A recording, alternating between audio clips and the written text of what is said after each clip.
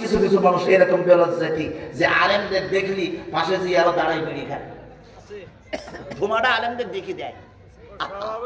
কখন বুড়া মুসলমান, কখন বুড়া মুসলমান, আর মনে করে এক হাতে বিড়ি আর এক হাতে চা আছে না? বোঝেন নাই, বোঝেন নাই, বোঝেন না। এক চুমুক চা, এক টান বিড়ি, মনে হয় স্বর্গীয় সুখ। ঠিক কিনা?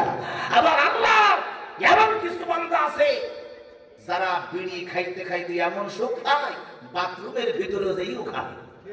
কথা কয় না, কথা কয় না। বাথরুমের ভিতরে যেইও সিগারেট খায়, তাহলে বোঝেন কি শান্তি ওটা বুঝিবেই।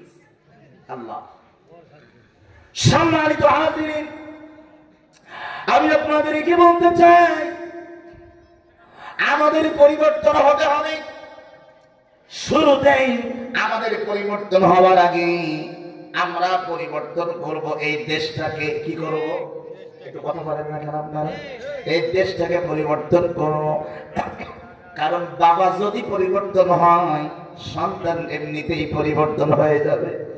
বাড়ির মুরব্বী যদি ভালো হয়, বাকি পরিবারের সদস্যরাও ভালো হয়ে যাবে। আগে আমাদের রাষ্ট্রকে পরিবর্তন করতে হবে, আগে আমাদের দেশটাকে পরিবর্তন করতে হবে। এই দেশটাকে যদি পরিবর্তন করতে পারি, আমরা এমনিতেই পরিবর্তন হয়ে যাব। এখন আসেন কেমন ভাবে পরিবর্তন করবেন? বাংলা অক্ষরের মধ্যে আছে ক খ গ ঘ উম স বর্গী জ ঝ ইঙ্গে ট ঠ ড দ ন প ফ ব ভ ম দ ন। এই যে অক্ষরগুলি বললাম, এর মধ্যে একটা অক্ষর আছে বর্গী জ। নাম কি? বর্গী জ। এই বর্গী জ দিয়ে চারটা শব্দ পরিবর্তন করতে হবে বাংলাদেশের। জোরে বলুন কয়টা? চারটা।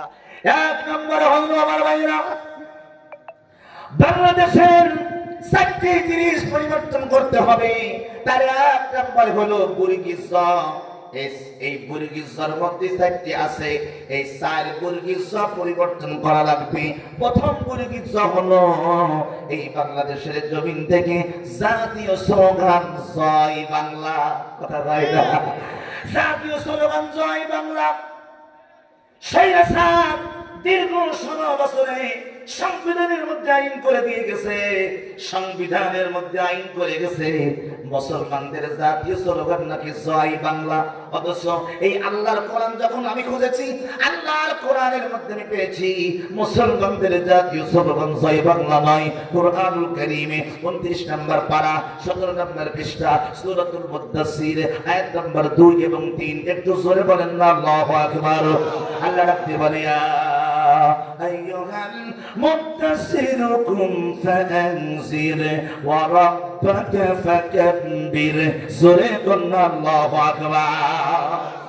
আল্লাহ রাব্বুল আলামিন বলেন, তোমরা আমি আল্লাহর নামে তাকবীর দাও। কার নামে? আল্লাহর নামে। আল্লাহর নামে তাকবীর দাও। এখন আমার ভাইরা, জাতীয় স্লোগান আমরা জয় বাংলা বানিয়েছি, সংবিধানের মধ্যে লিখে দিয়েছে জাতীয় স্লোগান জয় বাংলা। শুনছেন না? যদি কথা পাই না, শুনছেন না? আমার ভাইরা, আমরা নারায়ে তাকবীরের স্লোগান দিলে ওদের গাজালা করতো। কথা পাই না?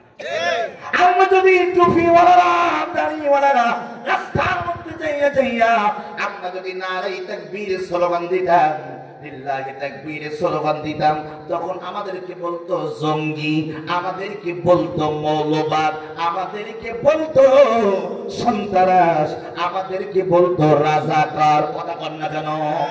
আমার ভাইরা, অথচ আমার আল্লাহ 1400 বছর আগে কোরআন শরীফের মধ্যে বলেছেন ওয়া রাব্বাকা ফাকাব্বির, তোমরা আমি আল্লাহর নামের তাকবীর দাও। জোরে বলেন লিল্লাহি তাকবীর। আরে জোরে হাত করে বলেন লিল্লাহি তাকবীর। তারা মুসলমান, সেই দেশে 95% মুসলমান বাস করে, যেই দেশে ফজর হয় আল্লাহু আকবার তাকবীর ধ্বনিতে, সেই দেশে দুপুরের সময় হয় আল্লাহু আকবার তাকবীর ধ্বনিতে, সেই দেশে সন্ধ্যা হয় আল্লাহু আকবার তাকবীর ধ্বনিতে, সেই দেশে পাড়ায় পাড়ায় মসজিদ, সেই দেশে মহল্লায় মহল্লায় মাদ্রাসা, সেই দেশে গ্রামে গ্রামে আলেমে ভরপুর। এই দেশে কোনদিন জাতীয় স্লোগান জয় বাংলা হতে পারে না। আমরা বলতে চাই, অন্তর্বর্তীকালীন সরকার সিদ্ধান্ত নিয়েছে 95% মুসলমানের দেশে সময় বাংলা স্লোগান জাতীয় স্লোগান হতে পারে না, পারে না, পারে না।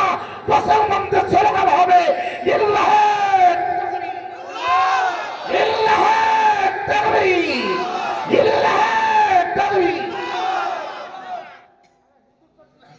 কথা ঠিক আছে? মুসলমানদের স্লোগান হবে এটা। সম্মানিত হাজিরিন, কষ্ট হচ্ছে আপনার? আমি কি দলিলের বাইরে বললাম? কোরআনে আয়াত পড়েছি না?